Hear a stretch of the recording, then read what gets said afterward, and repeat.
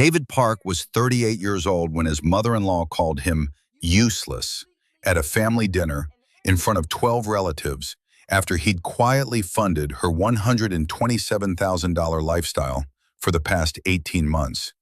And what happened in the next 72 hours would teach Patricia Chen the most expensive lesson of her life. It was Saturday, November 9, 2024, at Canlis Restaurant in Seattle, Washington, one of the most expensive establishments in the city, where entrees started at $95 per plate. David sat at the head of the table, his wife Lisa beside him, watching his mother-in-law Patricia Chen hold court like some kind of visiting dignitary. She was wearing the $2,400 Burberry coat he'd paid for in August, the $850 Cartier earrings from September, and carried the $3,200 Louis Vuitton handbag from October, all charged to the American Express Platinum card he'd given her in May 2023 with a $50,000 credit limit, a limit he'd had to increase twice. David earned $165,000 a year as a senior software engineer at Amazon, working on cloud infrastructure. It was good money, especially for someone who'd grown up in a one-bedroom apartment in Federal Way with his single mother who cleaned office buildings. He'd worked his way through University of Washington on scholarships and part-time jobs, graduated with a degree in computer science, and spent 14 years climbing the corporate ladder. He was proud of what he'd built, proud of the three-bedroom house he'd bought in Ballard for $847,000, proud that he could take care of his family. But apparently, none of that mattered to Patricia Chen. "You know what your problem is, David?" Patricia announced, her voice cutting through the conversation at the table. She'd had 3 glasses of the $280 per bottle Chateauneuf du Pape he was paying for. "You have no vision, no ambition. You're just useless when it comes to real success." The table went silent. David's fork stopped halfway to his mouth. Lisa's younger sister, Emma, who worked as a receptionist making $38,000 a year, smirked. Her brother, James, unemployed for the past 8 months, nodded in agreement. Patricia's sister, Margaret, who declared bankruptcy twice, murmured something supportive. Even Lisa's father, Richard, who Patricia had divorced 15 years ago after he lost his contracting business, shifted uncomfortably in his seat.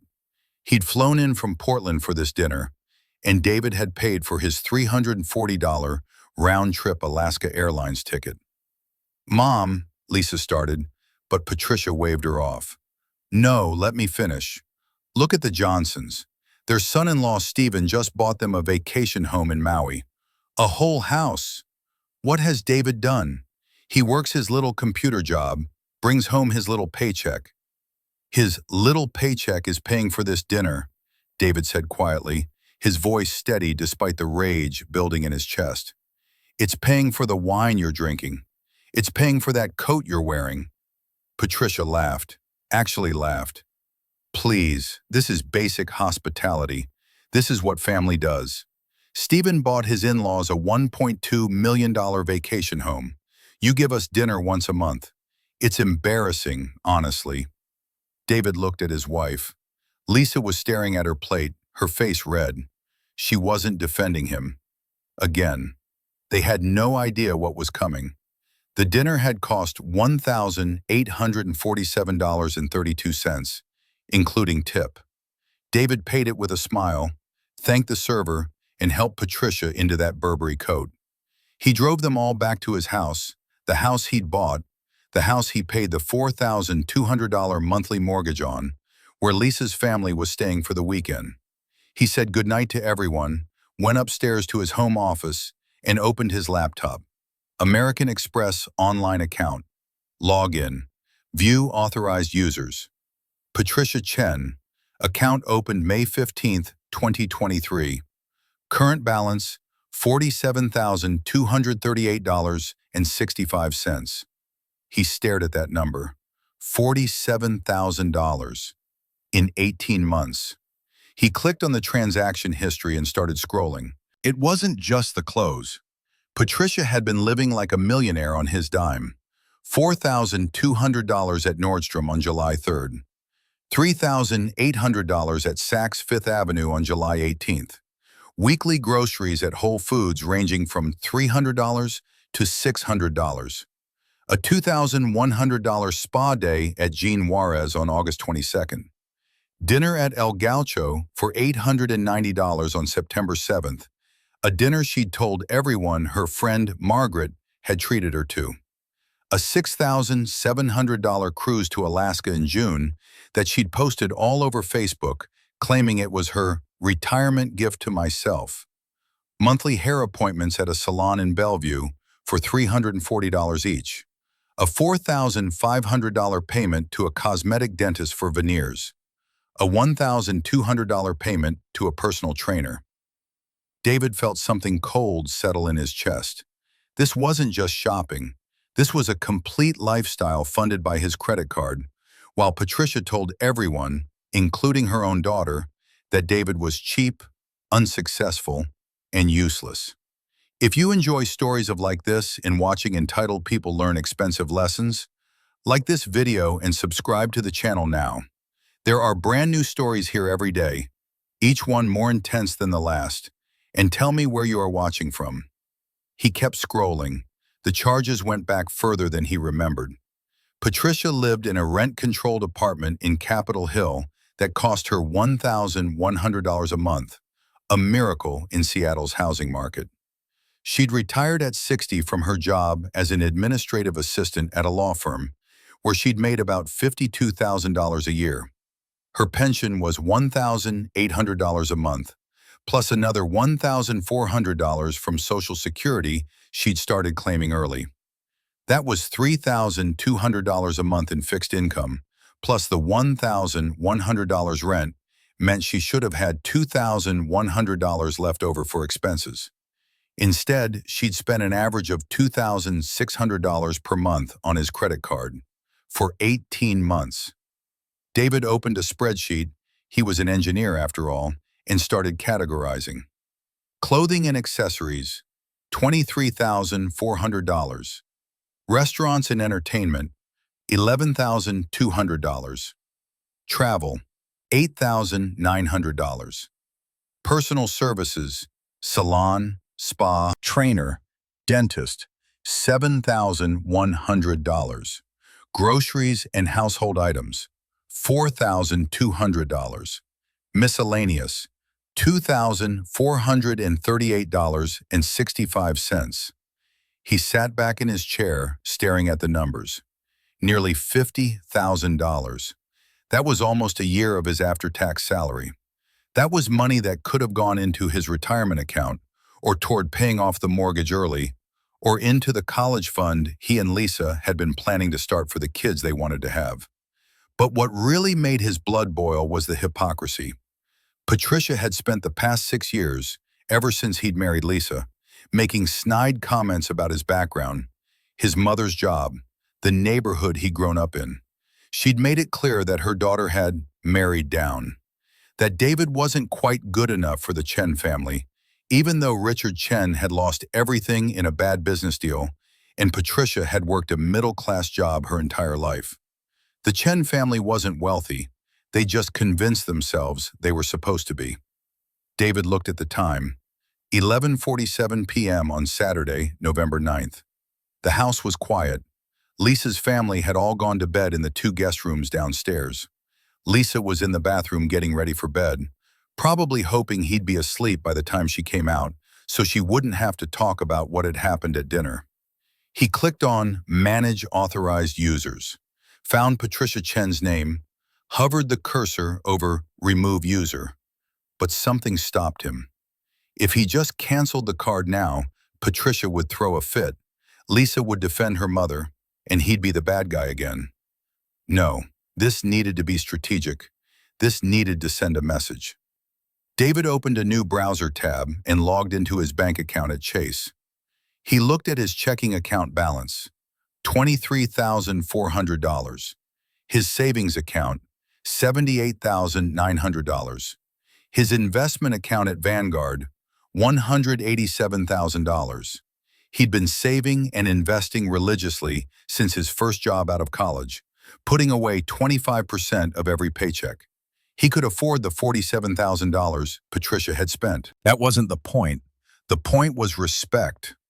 The point was that she looked him in the eye and called him useless while wearing items he'd paid for. David heard the bathroom door open. Lisa walked into the bedroom, saw him at his desk, and hesitated. "You coming to bed?" she asked quietly. "In a minute," David said without turning around. "About tonight, Mom didn't mean—" "Yes, she did," David interrupted, his voice still calm. "She meant every word. She'd been drinking." "Lisa." David finally turned to face his wife. She was 36 years old, beautiful, a middle school teacher who made $67,000 a year and spent most of it on her family. He'd fallen in love with her kindness, her intelligence, her compassion. But somewhere along the way, she'd learned that keeping the peace with her mother was more important than defending her husband. "Do you know how much your mother has spent on that credit card I gave her?" Lisa shifted uncomfortably. "I don't know. Maybe a few thousand?" $47,000 in 18 months. The color drained from Lisa's face. That can't be right." David turned the laptop screen toward her. "See for yourself." Lisa walked over slowly, looked at the screen, and her hand went to her mouth. She scrolled through the charges, her eyes getting wider with each line. The Alaska cruise, the spa days. "Oh my God, David, I didn't know. I swear I didn't know it was this much." "She called me useless tonight," David said softly, "in front of your entire family, while wearing a $2,400 coat that I paid for, while drinking $280 wine that I paid for, at a restaurant where the bill was over $1,800 that I paid for." "I'll talk to her," Lisa said quickly. "Tomorrow morning I'll tell her she needs to cut back." "Cut back?" David laughed, but there was no humor in it. "Lisa, she doesn't need to cut back. She needs to pay for her own life. I gave her that card because you said she was struggling after retirement. You said she needed help with groceries and medications. This," he gestured at the screen, "this isn't groceries and medications. This is a luxury lifestyle funded by someone she openly disrespects." "So what are you going to do?" Lisa asked, and David heard the fear in her voice. "I'm going to make a decision," David said, "and I need you to trust me." They had no idea what was coming. Sunday morning dawned bright and cold. November in Seattle meant the temperature was hovering around 42 degrees, and rain was forecast for the afternoon. David woke up at 6 a.m., his usual time, even on weekends. He went for his regular 5-mile run through the neighborhood, came back, showered, and started making breakfast. By 8:30 a.m., the smell of bacon, eggs, and fresh coffee had drawn Lisa's family to the kitchen. Patricia appeared first, still in her bathrobe, a $340 silk robe from Bloomingdale's that David's credit card statement said she'd bought in September. She poured herself coffee from his $400 Breville espresso machine and sat at the kitchen island. "Good morning," David said pleasantly, setting a plate of eggs in front of her. "Morning," Patricia said, not quite meeting his eyes. Maybe she did feel a little guilty about last night, or maybe she was just hungover. Emma and James wandered in next, followed by Margaret and Richard. Lisa came down last, looking tired. She'd barely slept, David knew. He'd felt her tossing and turning all night. "I was thinking," David announced as everyone settled in with their breakfast, "we should all go out for lunch today. My treat. There's a great place in Pike Place Market that just opened." Patricia perked up. "Oh, that sounds lovely. I need to stop by Nordstrom anyway. They're having a sale." "Actually," David said casually, refilling coffee cups, "I was thinking we could talk about something first." The room went still. Lisa shot him a warning look. "I've been thinking about what you said last night, Patricia," David continued, his tone conversational, "about success and ambition and vision. And you're right, I do lack vision in some areas." Patricia looked surprised, then pleased. Well, I appreciate you recognizing that. So I've decided to focus my resources more strategically, David said, starting with some budget adjustments. Lisa and I have been talking, he glanced at his wife, who definitely looked panicked now, and we think it's time to cut back on some expenses. Tighten the belt a little. You understand. Of course, Patricia said, but she looked confused. That's very responsible. I'm glad you think so, David smiled, because I've canceled the credit card I gave you. The kitchen went dead silent. Patricia's fork clattered to her plate. What? The American Express card. I removed you as an authorized user last night. It's no longer active. Patricia's face went from confused to pale to red in about 3 seconds. You can't do that. That's my card. No, David corrected gently. It's my card, my account, my credit limit, my responsibility for every charge. And I've decided I can no longer afford to maintain it. But, but I have expenses. I need that card. I'm sure you do, David said. And I'm sure your $3,200 a month in retirement income will cover your actual needs. You know, groceries, medications, the things you told us you needed help with when I gave you the card in the first place. Patricia turned to Lisa. Are you going to let him do this to me? Before Lisa could answer, David spoke up. I'm also going to need you to return some items. The Burberry coat is brand new with tags still on it. You can return that for a $2,400 credit to my card. The Louis Vuitton bag too, that's $3,200. The Cartier earrings were purchased less than 60 days ago, so Nordstrom should take those back for $850. You want me to return my gifts? Patricia's voice was shrill now. They weren't gifts, David said calmly. You spent my money without permission on luxury items while calling me useless. I'd like the money back. This is insane. Patricia stood up, her chair scraping loudly against the floor. Lisa, tell your husband he's being completely unreasonable. All eyes turned to Lisa. David watched his wife's face, saw her struggling with the choice she knew she had to make. Family versus husband, peace versus justice. The pattern she'd followed her entire life versus the marriage vows she'd made 6 years ago. Mom, Lisa said quietly, and David heard something different in her voice. Something he hadn't heard before when she talked to her mother. Did you really spend $47,000 on his credit card? Patricia's mouth opened and closed. It wasn't that much. I saw the statement last night.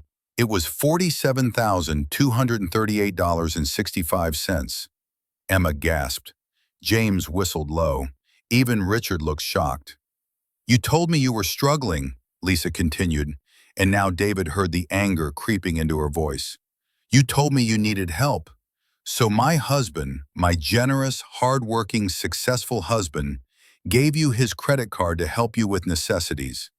And you spent nearly $50,000 on designer clothes and fancy restaurants and spa days, and then you called him useless? You don't understand, Patricia said, but her voice was weaker now. Everyone my age has nice things. The Johnsons, the Wongs, the Petersons, their children take care of them properly. The Johnsons' son-in-law Stephen is a venture capitalist who makes $800,000 a year, David interjected. I looked him up on LinkedIn last night. He's also 48 years old and has been building wealth for 20 years longer than me. Is that really who you want to compare me to? Patricia's face was bright red now. I deserve to have nice things after working for 40 years. Then buy them with your own money, David said simply. I'm not saying you don't deserve nice things. I'm saying you don't deserve to buy them with my money while insulting me. This is financial abuse, Patricia cried, and David almost laughed at the irony. No, he said, this is financial responsibility. Abuse would be if I tried to control your spending, or demanded access to your accounts, or prevented you from working. I did none of those things. I gave you free access to my credit for 18 months. You spent an average of $2,600 per month, and you called me useless. So now the free ride is over. Patricia grabbed her phone from the table. I'm calling my lawyer. Go ahead, David said. But you'll find that I haven't broken any laws. The card was in my name, you were an authorized user at my discretion, and I'm within my rights to revoke that authorization at any time. Your lawyer will tell you the same thing, probably for about $300 an hour. What happened next shocked everyone at that table, but they had no idea it was just the beginning. Patricia made the call. She went into the living room, and they could all hear her angry voice describing the situation. When she came back 15 minutes later, her face was ashen. He says, Patricia's voice was barely a whisper now. He says you're right, that I have no legal claim to your credit card, that it was a privilege, not a right. I know, David said. I looked it up last night. But what am I supposed to do? I have bills. Pay them with your income, like everyone else does. You don't understand. Patricia was crying now, actual tears streaming down her face. I have my apartment association dues, and my car payment, and my insurance, and you should be able to afford all of those things on $3,200 a month, David said, unless you've been spending beyond your means in other ways too.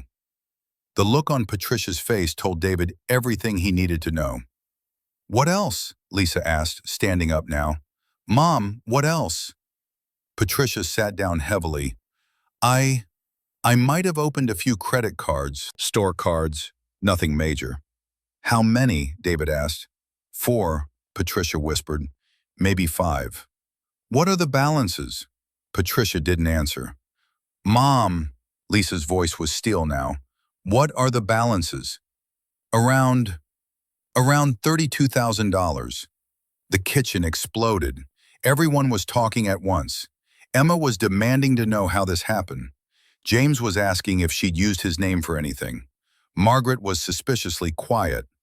Richard looking like he wanted to disappear. David held up his hand and somehow everyone went quiet. So let me make sure I understand, he said. You have $32,000 in credit card debt, which based on average interest rates is probably costing you around $650 a month in minimum payments, plus your $1,100 rent.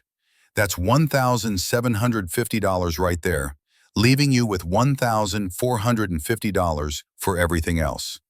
And instead of using my card for necessities, which would have helped you manage that debt, you spent $2,600 a month on luxury items, putting yourself further into debt. Patricia said nothing. And then you called me useless. Still nothing. Here's what's going to happen, David said. You're going to pack your things and check out of my house today. I'll call you an Uber to take you home. My treat, one last time. You're going to return every item you bought in the last 60 days that still has tags and can be returned. That should get me back about $8,000 of the money you spent. The rest I'll eat as the cost of learning an important lesson about boundaries. David, Patricia started. I'm not finished, David said, and there was something in his voice that made her stop. You will never, ever speak to me that way again. You will never make comments about my income, my background, my mother, or my value as a husband. If you do, you'll never set foot in my house again. And if you want a relationship with any future grandchildren Lisa and I might have, you'll remember that I'm the father of those children and you'll treat me with respect. You can't dictate, yes, I can. It's my house, my money, my family I'm building with your daughter, and those are my boundaries. You can accept them or you cannot see us. Your choice. Patricia looked at Lisa, desperate for support. But Lisa was staring at David with an expression he'd never seen before. It wasn't anger or disappointment. It was something else, something that looked almost like pride. He's right, Mom, Lisa said softly. Everything he just said, he's right.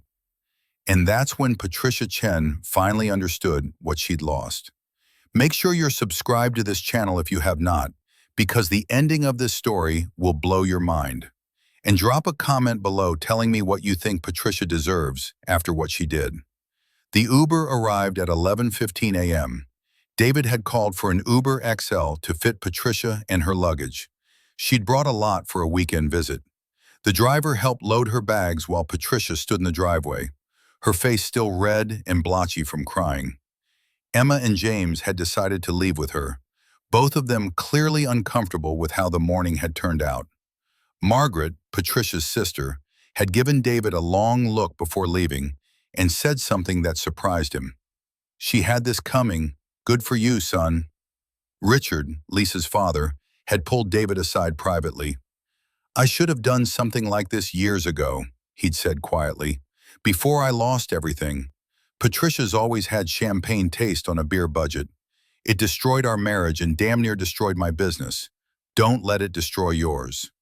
Now it was just David and Lisa, standing on their front porch, watching the Uber pull away. "I can't believe you did that," Lisa said.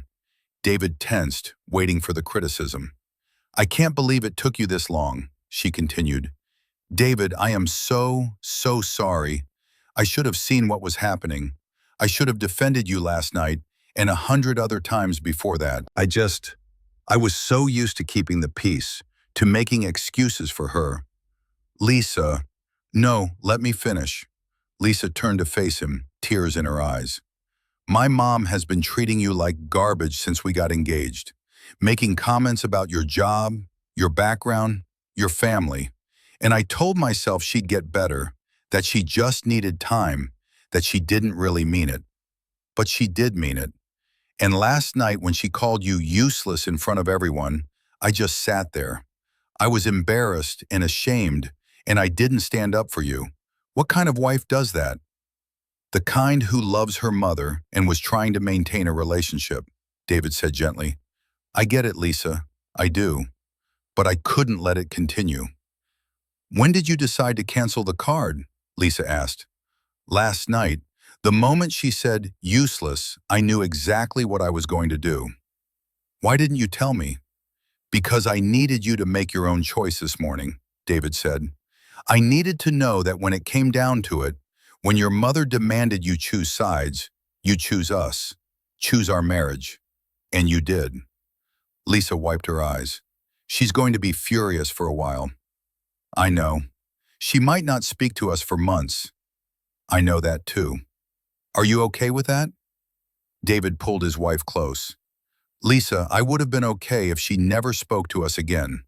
But I also know she will. Because eventually she's going to need something, and she's going to realize that we're the only family members with stable income and good boundaries. And when she comes back, it'll be on our terms." They stood there for a moment, holding each other on their front porch in the cold November morning. "What are you going to do with the money she returns?" Lisa asked. David smiled. "I was thinking we could start that college fund we've been talking about. Even if we don't have kids for a few years, it's never too early to start saving." "I'd like that," Lisa said. But David Park had no idea that Patricia Chen's financial problems were about to become a crisis, and that his decision to cancel that credit card was going to trigger a chain of events that would expose secrets, destroy relationships, and ultimately force his mother-in-law to face the consequences of decades of poor choices. The real story was just beginning, and what happened in the next 2 weeks would change everything. 3 days after David canceled Patricia's credit card, on Wednesday, November 13th at 2:34 p.m., his phone rang while he was in a meeting at Amazon's Seattle headquarters. The caller ID showed a number he didn't recognize, a 206 area code local to Seattle. He declined the call and went back to his presentation on cloud infrastructure optimization. The same number called back immediately. Then again. On the fourth call, David excused himself from the meeting and stepped into the hallway. "Hello?" "David, thank God." It was Patricia's sister Margaret, and she sounded panicked. "You need to come to Patricia's apartment right now. There's been an incident." "What kind of incident?" David asked, his engineer's brain already cataloging possibilities. "Just come, please. She's not handling this well." David arrived at Patricia's Capitol Hill apartment building at 3:15 p.m. It was a 1970s brick structure, rent-controlled, the kind of place that was becoming increasingly rare in Seattle's booming housing market. He found Margaret waiting outside Patricia's door on the third floor, looking pale. "What happened?" David asked. "Just prepare yourself," Margaret said, and opened the door. The apartment was in chaos. Moving boxes were stacked everywhere, half-packed. Designer clothes were strewn across the furniture, dresses still with tags, shoes in their original boxes, handbags piled on the dining table. Patricia was sitting on her couch in her bathrobe, staring at a pile of papers spread across her coffee table. "Patricia?" David said carefully. She looked up, and David was shocked by what he saw. In 3 days, she seemed to have aged 10 years. Her eyes were red-rimmed, her hair unbrushed, her usual put-together appearance completely gone.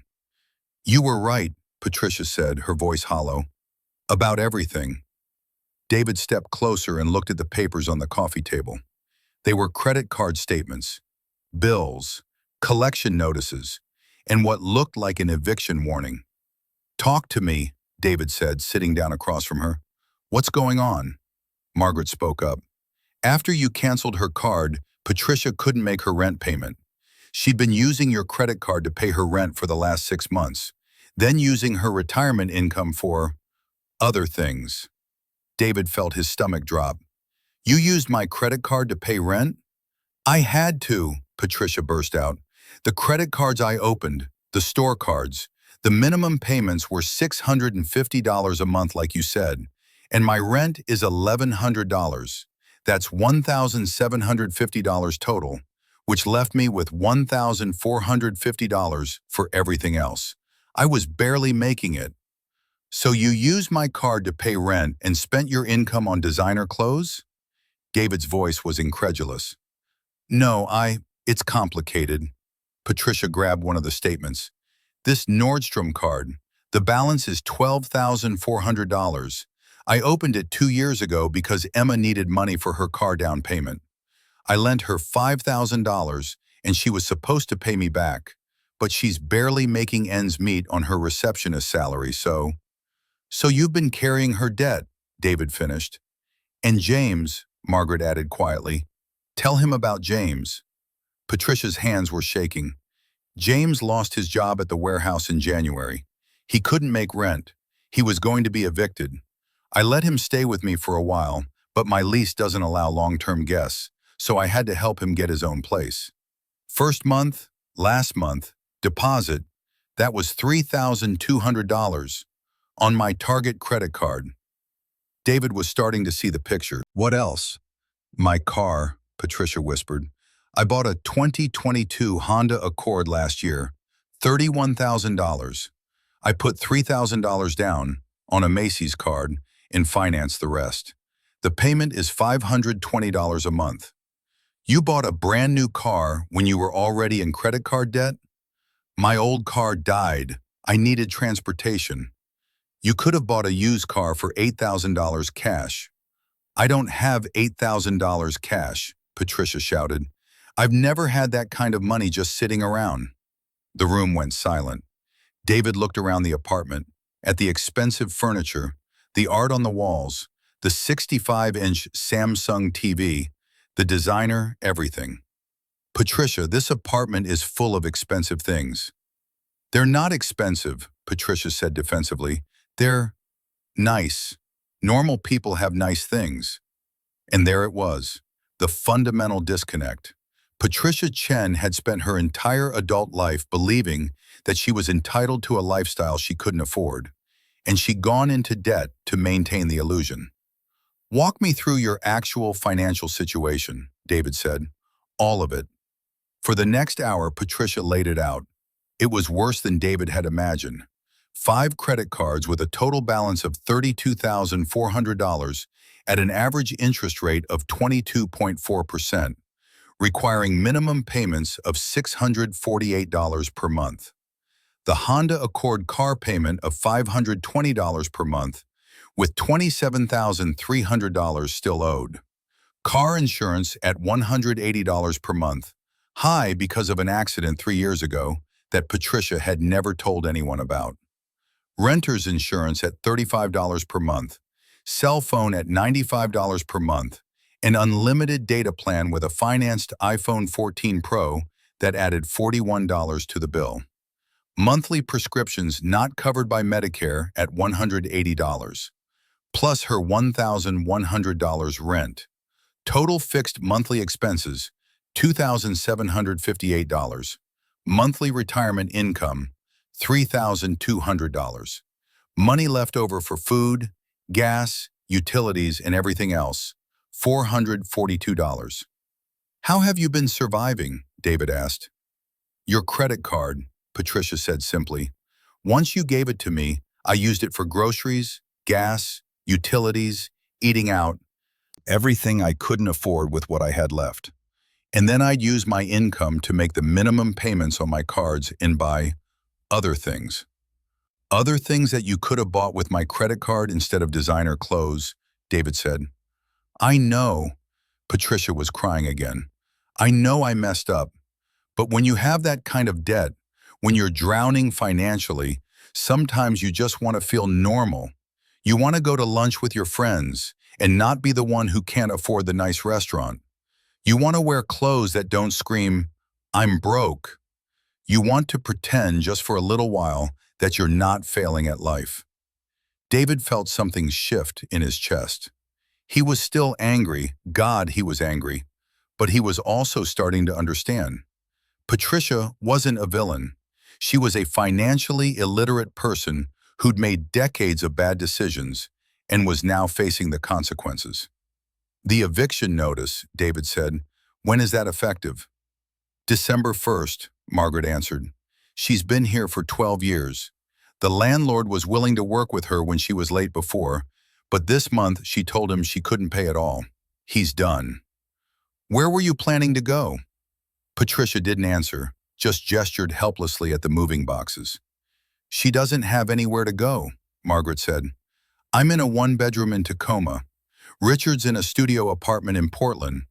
Emma and James both have roommates. And after the way Sunday went, you thought no one would help you, David finished. Patricia nodded miserably. David stood up and walked to the window. Capitol Hill stretched out below him, the Seattle skyline visible in the distance, the Space Needle, the Amazon towers where he worked, the city he'd built a life in through hard work and careful planning.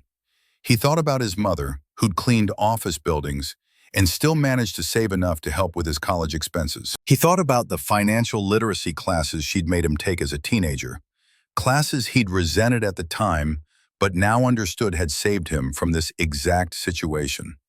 He thought about the budget spreadsheet he'd maintained since his first job, the automatic savings transfers, the retirement contributions. Patricia had never learned these things, and now at 62 years old, she was about to lose her home. I'll help you, David heard himself say. Patricia's head snapped up. What? I'll help you, but not the way I was helping before. No more credit card. No more blank checks. We're going to fix this properly. David, you don't have to, Margaret started. No, I do, David interrupted. Not because I owe her anything. Not because of what she said or did, but because she's Lisa's mother. And because walking away right now wouldn't solve anything. It would just kick the problem down the road until it got even worse. If you're enjoying this story, hit that like button and let me know in the comments what you would have done in David's situation. David pulled out his phone and started making calls. First to Lisa, explaining the situation. She was shocked, then angry, then sad, then quietly grateful that he wasn't just walking away. Then to a financial advisor named Sandra Martinez he'd met at an Amazon networking event. She specialized in debt consolidation and financial recovery. By 6 p.m., they were all sitting around Patricia's dining table. David, Lisa, who'd driven straight from her teaching job, Patricia, Margaret, and Sandra Martinez, who'd agreed to do an emergency consultation. Sandra was a no-nonsense woman in her 50s who'd helped dozens of people dig out of financial holes. She listened to Patricia's situation without judgment, took notes, and then delivered her assessment. "Okay," Sandra said, "this is bad, but it's not unfixable. Here's what we're looking at. $32,400 in credit card debt, $27,300 in car debt, monthly expenses of $2,758 against income of $3,200. Patricia, you're upside down by about $57,000, and you're bleeding $442 a month before utilities and food." "Can she declare bankruptcy?" Margaret asked. "She could," Sandra said, "but at 62, with her primary assets being a car and retirement accounts, bankruptcy would damage her credit for 7 to 10 years, making it almost impossible to rent an apartment and potentially affecting her ability to get utilities or even a job if she needed one. It's a nuclear option. Let's look at alternatives first." "What alternatives?" Patricia asked weakly. Sandra pulled out a calculator and a legal pad. "First, the car. You owe $27,300 on a vehicle worth about $24,000. You're underwater. But if we sell it and use the equity from David's family to cover the shortfall—" "No," David said firmly. "I'm willing to help, but not by just throwing money at the problem. Patricia needs to learn to fix this herself." "Fair enough," Sandra said unfazed. "Patricia, is there any way you can increase your income?" "I'm 62 years old and retired." "You're 62 years old and healthy," Sandra corrected. "Retirement is a privilege, not a right. If you can't afford to retire, you work. Can you go back to your old field?" Patricia looked horrified. "Administrative work? I haven't done that in 2 years." "Then you do something else. Retail, customer service, tutoring, anything. Even part-time at $17 an hour for 25 hours a week would give you an extra $1,700 a month. That changes everything." David watched Patricia's face cycle through emotions: denial, anger, fear, and finally, reluctant acceptance. I could look for work," Patricia said quietly. "Good," Sandra said. "Next, the car. You don't need a $31,000 Honda. You need transportation. If we sell the Honda and buy a $7,000 reliable used car, a 2015 Toyota Corolla or Honda Civic, we eliminate your $520 car payment and reduce your insurance by about $80. That's $600 a month saved. But I'll still owe money on the Honda loan after we sell it," Patricia protested. "About $3,300, yes," Sandra confirmed. "Which brings me to David. Are you willing to loan Patricia money with a formal repayment plan?" David thought carefully. "How much are we talking about?" "I'm proposing a debt consolidation strategy. Patricia has $32,400 in credit card debt at 22% interest, which means she's paying about $600 a month just in interest, more than half her minimum payment. If you loan her $32,400 at, say, 5% interest with a structured 5-year repayment plan, she'd pay you about $610 a month, but actually be paying down the principal.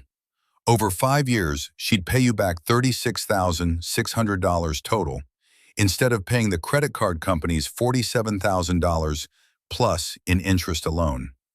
Lisa spoke up.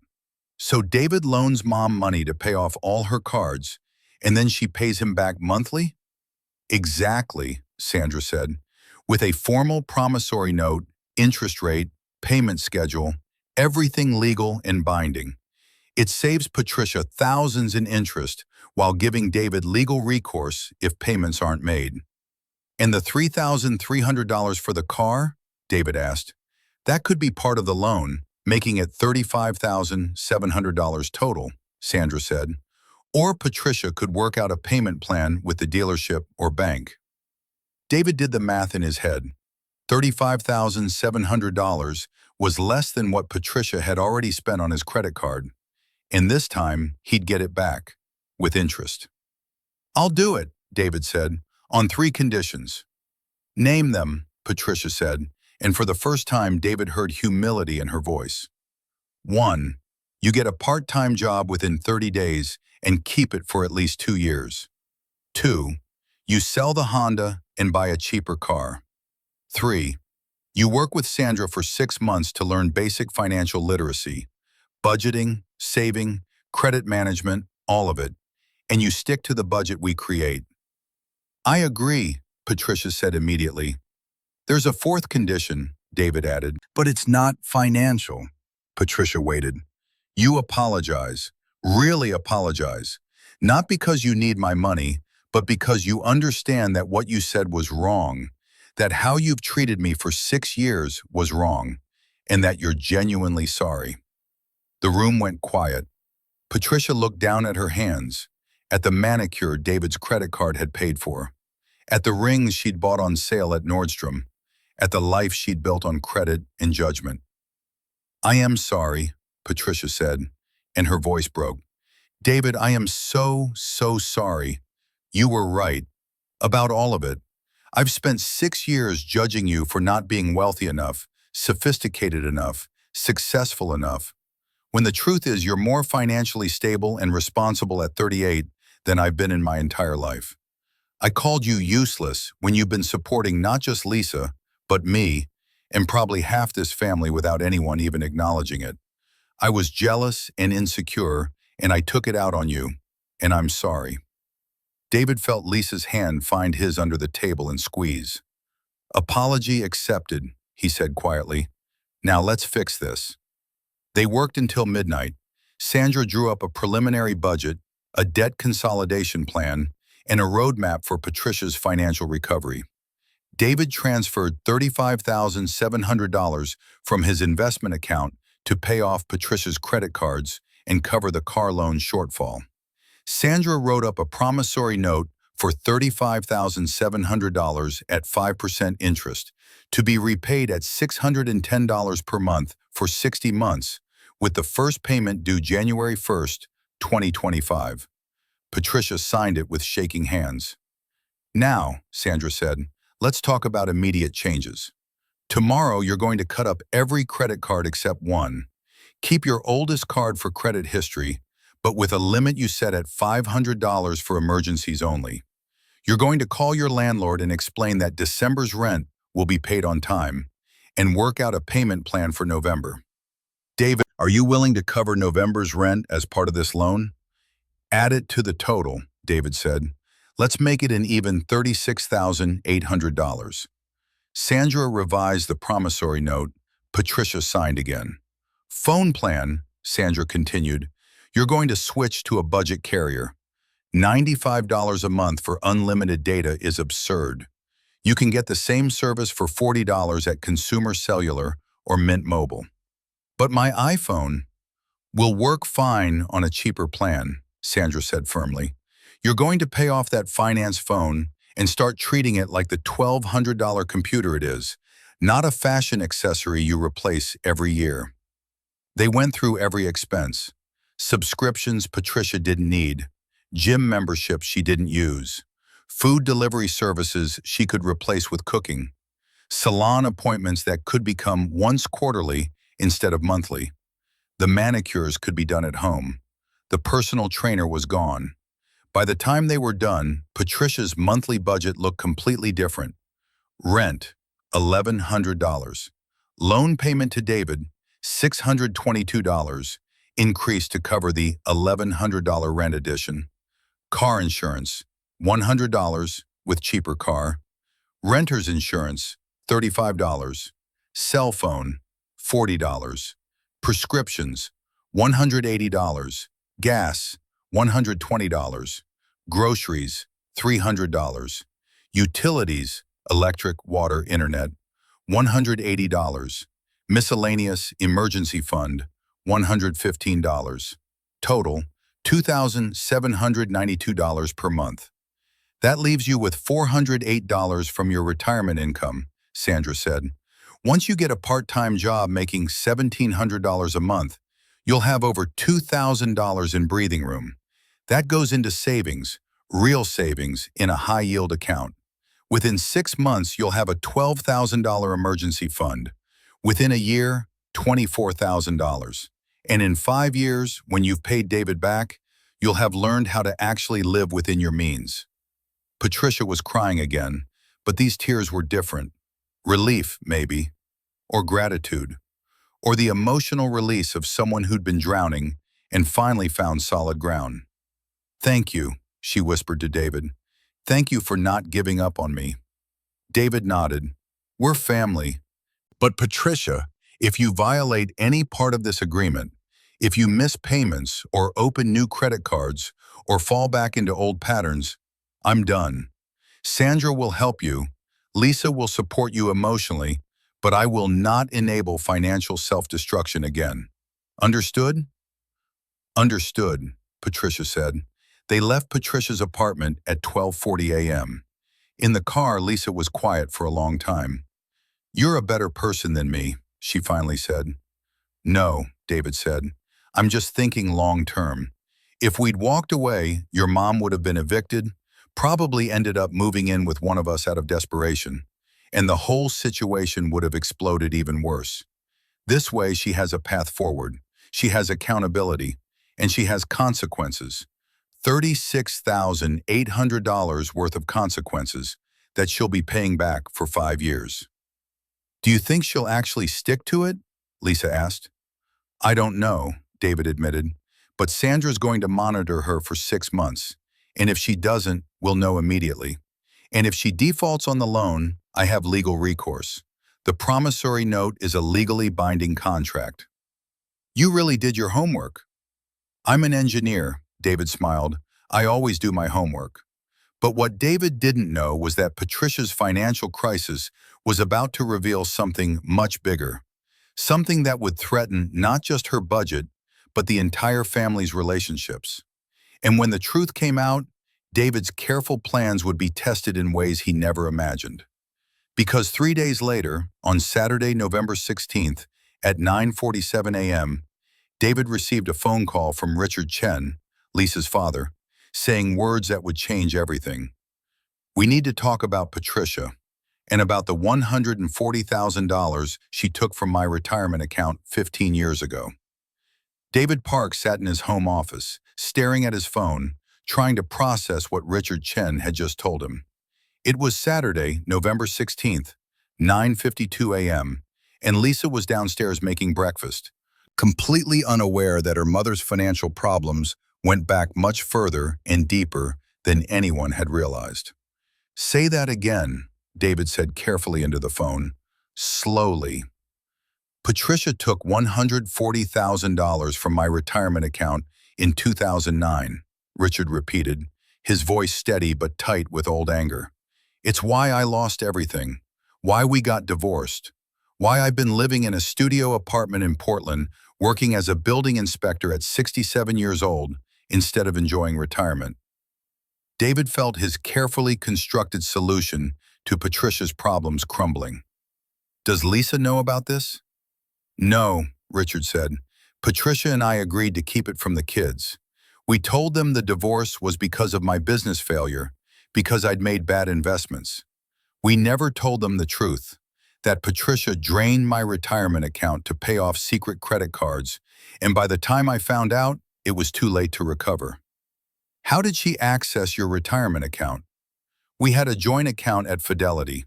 Back then, either of us could make withdrawals. She took it out over 6 months in increments of $15,000 to $25,000, always with excuses. Emma's college tuition, James's medical bills, her mother's funeral expenses, house repairs. I trusted her, so I didn't question it. Then one day I logged in to check our balance before a big contract payment was due, and there was $4,300 left. She'd taken $140,000 and spent it all." "On what?" David asked, though he already knew the answer. "Credit cards," Richard said bitterly. "She'd opened over a dozen cards I didn't know about. Department stores, jewelry stores, vacation clubs. She was spending $4,000 to $5,000 a month beyond our income for years, and when she maxed them all out, she paid them off with my retirement money. When I found out, when I confronted her, she said she'd pay it back. She swore she would. But then my contracting business hit a rough patch. Partly because I didn't have that $140,000 to invest in new equipment, and everything fell apart. We lost the house, filed for divorce, and she never paid back a cent. David closed his eyes. This was so much worse than he'd thought. Why are you telling me this now? Because when Margaret called me after your meeting with Patricia on Wednesday, when she told me about the debt consolidation loan you were giving her, I realized you didn't know. You thought this was a recent problem, that it was about retirement and the credit card you gave her. But David, this is who Patricia is. This is a 40-year pattern of overspending, lying about money, and letting other people pay for her choices. Did you ever take legal action? Try to get the money back? What was I going to do? Sue my ex-wife, the mother of my children? Drag our family through court?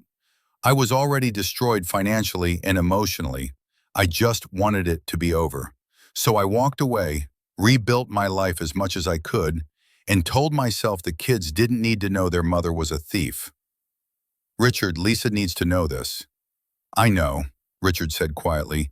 That's why I'm calling, because you're about to lend Patricia nearly $37,000, and I don't want you to make the same mistake I did. She needs professional help, David. Not just financial advice, real psychological help for whatever compulsion makes her spend money she doesn't have to maintain an image she can't afford. They talked for another 20 minutes. Richard gave David dates, account numbers, rough timelines of the withdrawals. He even offered to send documentation. He'd kept everything, all these years, just in case. By the time they hung up, David felt sick.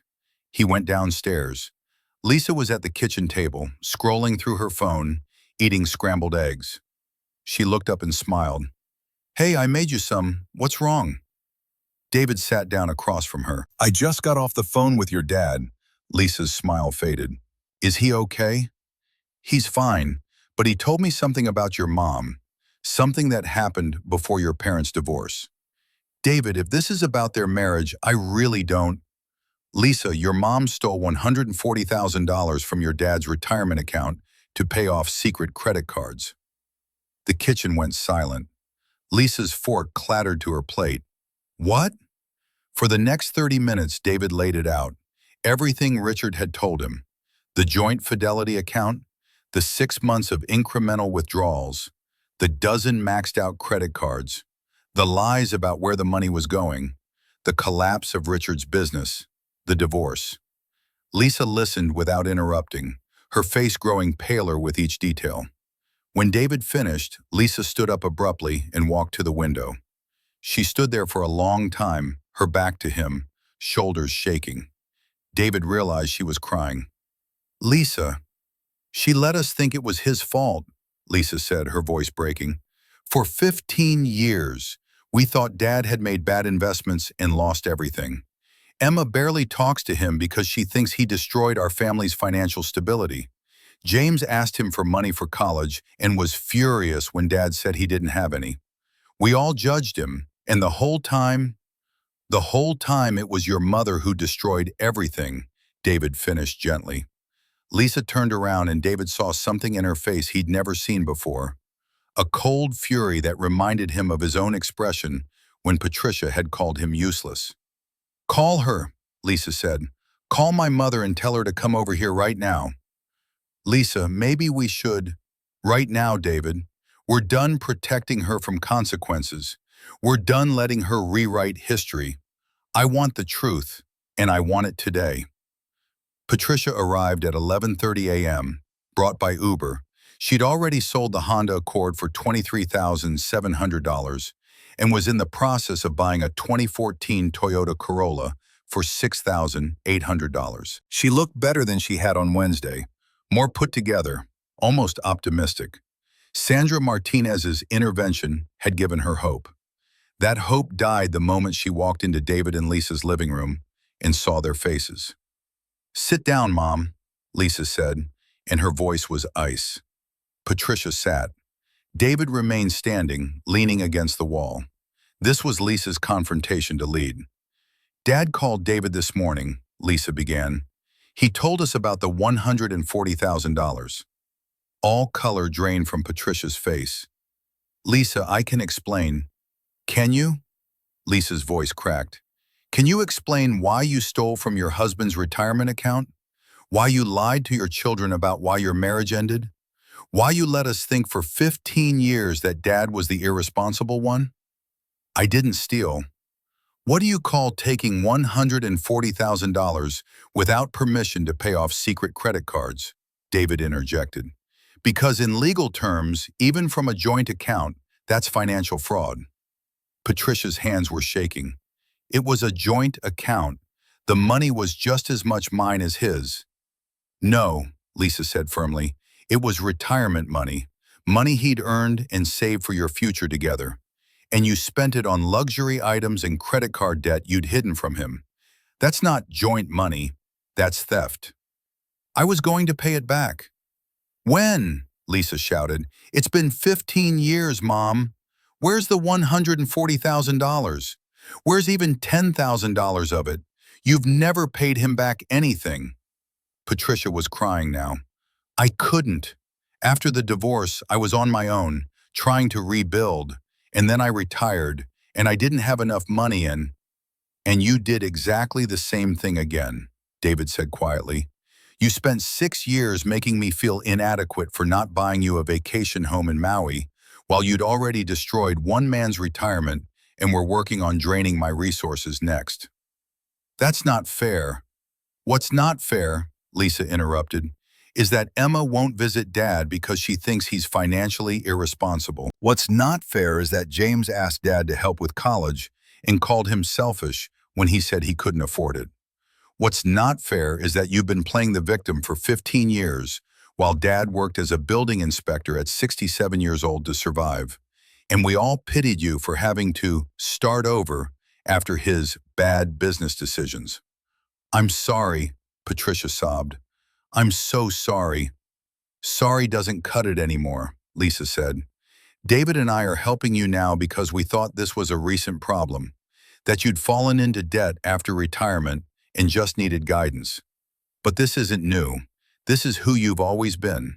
Someone who spends beyond her means, hides it from everyone, and then plays victim when it all falls apart. Lisa, please. Here's what's going to happen, Lisa said, and David heard his own words from Wednesday echoed in her voice. David's loan stands. The $36,800, the payment plan, all of it. But there are new conditions. Patricia waited, terrified. 1. You call Dad today and apologize. Really apologize. And you tell Emma and James the truth about what happened 15 years ago. All of it. Lisa, no, that will destroy... What? Lisa snapped. Destroy their image of you? Good. They deserve to know the truth. 2, Lisa continued, you start seeing a therapist. Not just a financial advisor. A real therapist who specializes in compulsive spending and financial anxiety. David and I will pay for 6 months of sessions, but you have to actually go and actually work on whatever's driving this behavior. I don't need... Yes, you do, David said firmly. Patricia, normal people don't steal $140,000 from their spouse. Normal people don't accumulate $32,000 in credit card debt while earning $3,200 a month. Normal people don't spend $47,000 on luxury items while calling their benefactor useless. This is compulsive behavior, and it needs professional help. 3, Lisa said, if you miss a single payment to David, if you open new credit cards, if Sandra tells us you're not following your budget, or if your therapist tells us you're not engaging with treatment, we're done. You won't be welcome in our home. You won't meet any future grandchildren. We'll be civil at family events, but our relationship will be over. Do you understand? Patricia was sobbing so hard she could barely breathe. You're my daughter, and you're my mother, which is the only reason we're offering this much, Lisa said, but her voice softened slightly. Mom, we want to help you, but we can't help someone who won't help themselves. And we can't keep enabling behavior that destroys the people around you. I'll do it, Patricia whispered. All of it, the therapy, the budget, The truth. I'll do whatever it takes. Good, Lisa said. Now call Dad. Patricia pulled out her phone with shaking hands. David watched as she dialed Richard's number, her face streaked with mascara and tears. Richard? Patricia's voice was small. It's me. I need to apologize. For everything. Lisa and David know about the $140,000, and I need to tell you something I should have said 15 years ago. I'm sorry. I'm so sorry. What I did was wrong. It was theft. It destroyed your retirement and your business and our family, and I've spent 15 years lying to our children to avoid taking responsibility. I can't pay you back. I don't have the money, but I need you to know that I understand what I did now. I understand the damage I caused, and I'm sorry. David couldn't hear Richard's response, but he saw Patricia's face crumple further, saw her nod, saw her whisper, I know. I know. Thank you for not hating me. When she hung up, Patricia looked at Lisa and David. He said he forgave me years ago, that he'd been waiting for me to finally admit the truth, but he'd let go of the anger because it was poisoning his life. He said he hopes I get the help I need. That's more grace than you deserved, Lisa said quietly. Learn from it. Make sure you're subscribed to this channel, because what happens next will show you whether people can truly change. Let me know in the comments what you think Patricia should do to make amends. The next 2 weeks were brutal. Patricia made the promised calls to Emma and James, explaining what had really happened 15 years ago. Emma was devastated, angry at Patricia but also guilt-ridden for how she treated Richard. James was furious, accused Patricia of ruining his relationship with his father, and didn't speak to her for 4 days. But slowly, something shifted.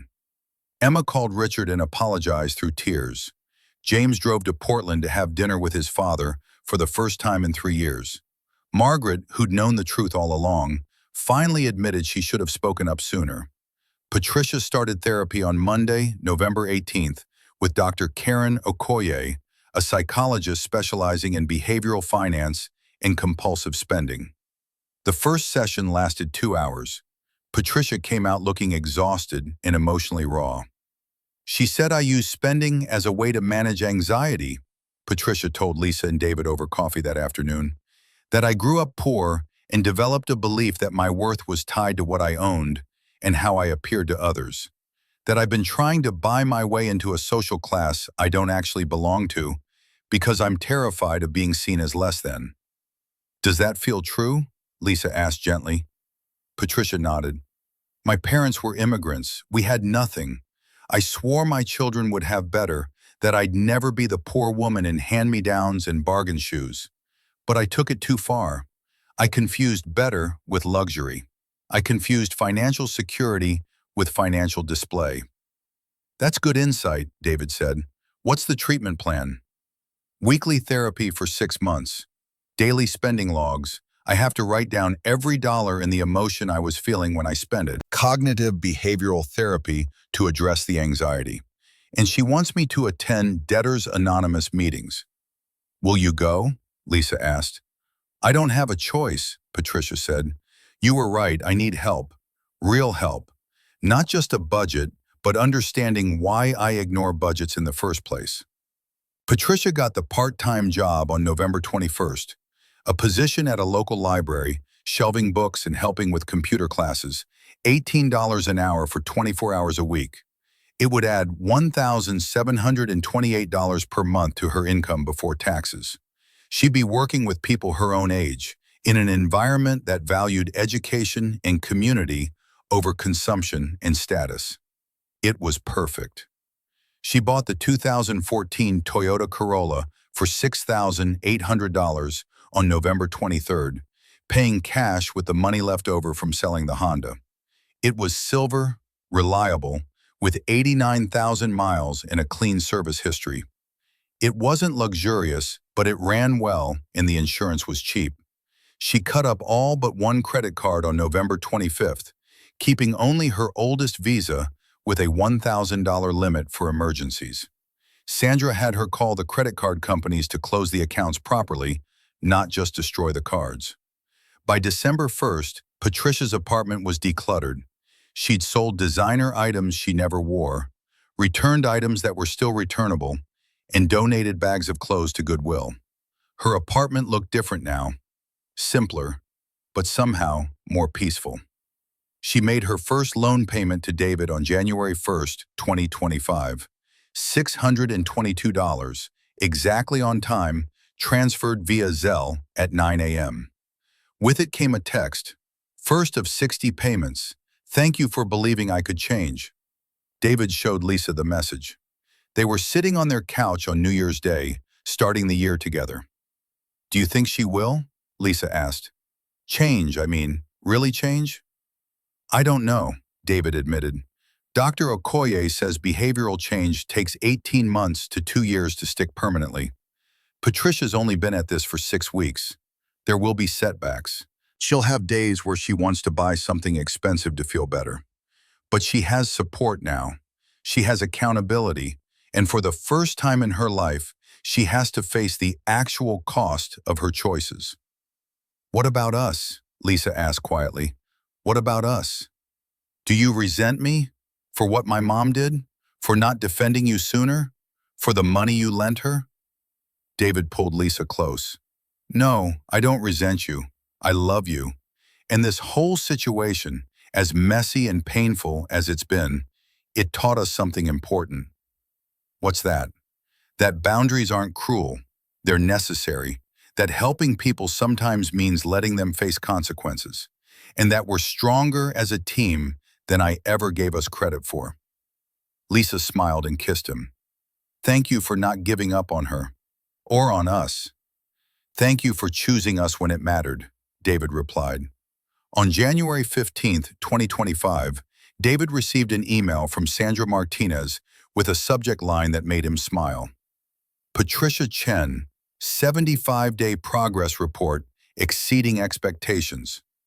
The email detailed Patricia's adherence to her budget, her consistency with therapy, her engagement with Debtors Anonymous, her performance at her library job, and her improved relationships with her children. There was even a note that Patricia had opened a high-yield savings account and deposited her first $200. She's doing it, David said to Lisa that evening. She's actually doing it. Don't jinx it, Lisa warned, but she was smiling too. 3 months later, on April 9th, 2025, Patricia invited David, Lisa, Richard, Emma, James, and Margaret to her apartment for dinner. Not dinner at an expensive restaurant, dinner at her home, cooked by her, with food she'd budgeted for and prepared herself. It was simple: baked chicken, roasted vegetables, rice, salad. Nothing fancy, but it was the best meal David had ever eaten at Patricia's because it represented something profound: authenticity. Patricia was done pretending to be someone she wasn't. After dinner, Patricia stood up and clinked her water glass. I want to say something to all of you. These past 5 months have been the hardest of my life. Facing what I'd done, admitting my mistakes, living within my means. It's been humbling and scary and exhausting. But it's also been freeing. I don't have to pretend anymore. I don't have to lie about what I can afford, or steal from people I love, or perform this version of success that was killing me. She looked at Richard. Dad, I owe you more than I can ever repay, but I'm starting small. I've set up a payment plan, $100 a month from my library paychecks, transferred directly to your account. It'll take me 116 years to pay back $140,000 that way, but it's something. It's acknowledgement. It's trying. Richard's eyes were wet. Patricia, you don't have to. Yes, I do, Patricia said firmly. Not for you, for me, so I can look at myself in the mirror and know I'm trying to make it right. She turned to Emma and James. I'm sorry I lied to you about your father. I'm sorry I let you think he was irresponsible when the truth was I was the one destroying our family's finances. You both deserve better. Emma was crying. James nodded, his jaw tight. Patricia looked at David and Lisa. "And to you too. David, you saved my life. Not with money, though that helped, but with boundaries, with accountability, with refusing to enable my self-destruction. You taught me that real love sometimes looks like tough love. And Lisa, I'm sorry I made you choose between your mother and your husband. You should never have been in that position." "Mom," Lisa started. "Let me finish," Patricia said. "I want to share what Dr. Okoye helped me understand. I grew up believing my worth came from what I owned, that respect had to be purchased, that love was conditional on maintaining a certain image. So I spent money I didn't have to buy approval I never got. And in the process, I destroyed my marriage, damaged my relationships with my children, and nearly destroyed my son-in-law's finances while calling him useless." She took a breath. "The irony is that David was never useless. He was the most useful person in my life. He gave me exactly what I needed, which wasn't more money to waste. It was a boundary that forced me to face reality. Sometimes the kindest thing someone can do is say no when you're asking them to enable your worst behavior." David felt something tight in his chest release. This was real. This was genuine growth. "I'm not fixed," Patricia continued. "Dr. Okoye says I probably never will be fixed, that this is something I'll manage for the rest of my life, like any addiction. But I'm 136 days sober from compulsive spending. I have $847 in my emergency fund. I've made 4 on-time payments to David. I have a job I actually enjoy. And for the first time in decades, I'm not lying to anyone about money." She raised her water glass. "So thank you, all of you, for not giving up on me, for holding me accountable, for believing I could change even when I wasn't sure I could." They all raised their glasses, water for most, a single glass of affordable wine for Richard and Margaret. "To truth," Patricia said, "to consequences, to growth, and to family that loves you enough to let you face your own mistakes." "To family," they echoed. After everyone left, David and Lisa stood on Patricia's apartment building steps, looking out at the Seattle night. "Your mom really has changed," David said. "I think so," Lisa agreed. "But I'll feel better after 18 months, like Dr. Okoye said." "Fair enough," David smiled. "Lisa, can I ask you something?" "Anything." "That night at Canlis, when your mom called me useless and you didn't defend me, what were you thinking?" Lisa was quiet for a long moment. "I was thinking that if I stayed quiet, everyone would just forget it happened. That keeping the peace was more important than standing up for what was right. I was choosing the easy path, even though I knew it was wrong. And now? Now I know that the easy path isn't always the right path. That sometimes love means being willing to have difficult conversations and set hard boundaries. That marriage isn't about keeping the peace. It's about building something together that's worth protecting." David kissed his wife. "I love you, even when things are hard, maybe especially then." "I love you too," Lisa said. "Thank you for showing me what real partnership looks like." 6 months later, on November 9th, 2025, exactly 1 year after the disastrous dinner at Canlis, David and Lisa received a card in the mail. Inside was a handwritten note from Patricia. "David and Lisa, 1 year ago today, I called David useless at a restaurant I couldn't afford, wearing clothes I'd bought with his money, while drinking wine he paid for. It was the lowest moment of my life, and I didn't even realize it at the time. Today I've made 12 on-time payments totaling $7,464. I have $3,200 in my emergency fund. I've worked 1,040 hours at the library. I've attended 47 therapy sessions and 52 Debtors Anonymous meetings. I haven't opened a single new credit card or made an impulse purchase over $50. And most importantly, I've started to understand who I am without the mask of expensive things. This year has taught me that the only useless thing was the version of myself I'd been performing. The woman who thought designer labels could fill the void left by poor self-worth, who measured love in dollars spent, who confused financial display with financial security. David, you're not useless. You're successful, generous, principled, and brave enough to set boundaries when everyone else in my life was content to let me self-destruct. You're exactly the kind of person I should have aspired to be. Thank you for the second chance I didn't deserve, but desperately needed. With love and gratitude, Patricia. David folded the card carefully and showed it to Lisa. They were in their living room, the same room where all the hard conversations had happened, where boundaries had been set and relationships had been tested. She's going to make it, Lisa said softly. Yeah, David agreed. I think she is. And in that moment, David Park understood the most important lesson of the entire ordeal. That sometimes the greatest gift you can give someone isn't money or forgiveness or acceptance of their behavior. Sometimes the greatest gift is the courage to say, no more, change or lose me. Because real change doesn't come from comfort, it comes from consequences, accountability, and someone who loves you enough to let you hit bottom so you can finally start climbing up.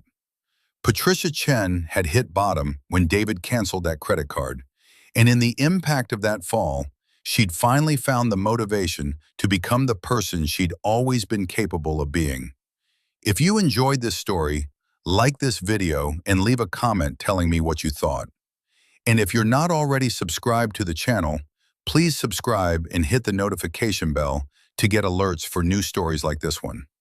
Thanks for watching, and I'll see you next time.